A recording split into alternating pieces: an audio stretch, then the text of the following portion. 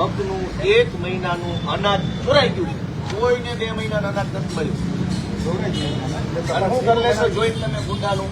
જેને જથ્થો નથી મળ્યો તો જેને દુકાનદાર જો કસૂરદાર હશે તેને અમે પગલાં લઈશું.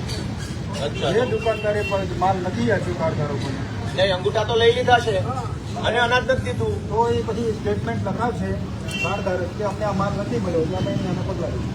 બરાબર. બાકી અમે બધા કહીએ કે ખોટા.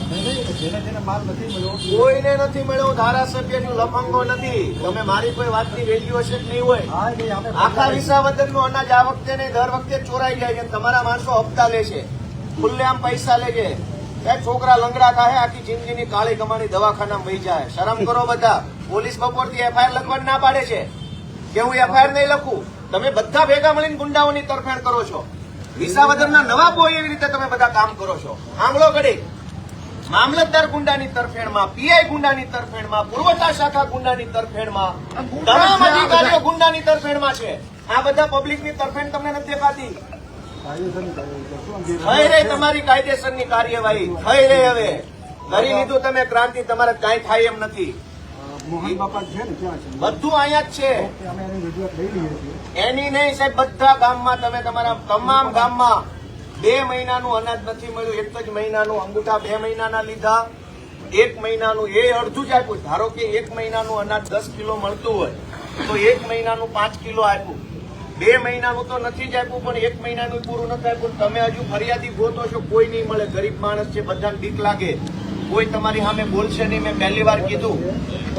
અને કોણ અનાજ લઈ જાય છે, કોની ખંડીએ થઈ એનો લોટ બની જાય, તમે નથી જાણતા એમ.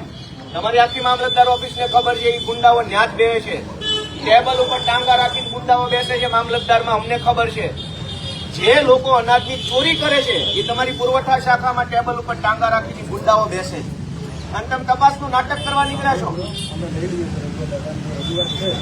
ભગવાનથી બીક રાખજો મારા સાહેબ. તમને પીએન ભગવાનની શરમ રાખજો. આખી જિંદગીની કાળી કમાણી છે ને, એક એક્સિડન્ટ ભગવાન કરશે તો કાળી કમાણી દવાખાના વહી જાય.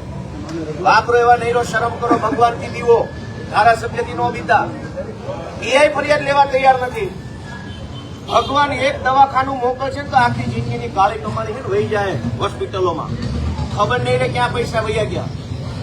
તમે ફરિયાદ આપો. હાલો દાદા નહીં, આ હું દાદાનો છોકરો અહીંયા બેઠો છું. આપો ફરિયાદ તમે. દાદાનું શું છે? હું કઉ છું મારી ધારાસભ્ય તરીકે ફરિયાદ છે કે આખા વિસાવદરમાં 2 મહિનાનું અનાજ કોઈને નથી મળ્યું. આપો ફરિયાદ તમે. જાઓ. દાદાનું શું છે? હાલો ભાઈ, હાલ બધી જાઓ ભાઈ, હું ફરિયાદ આપો. હાલો, આપો આપો. મામલતદાર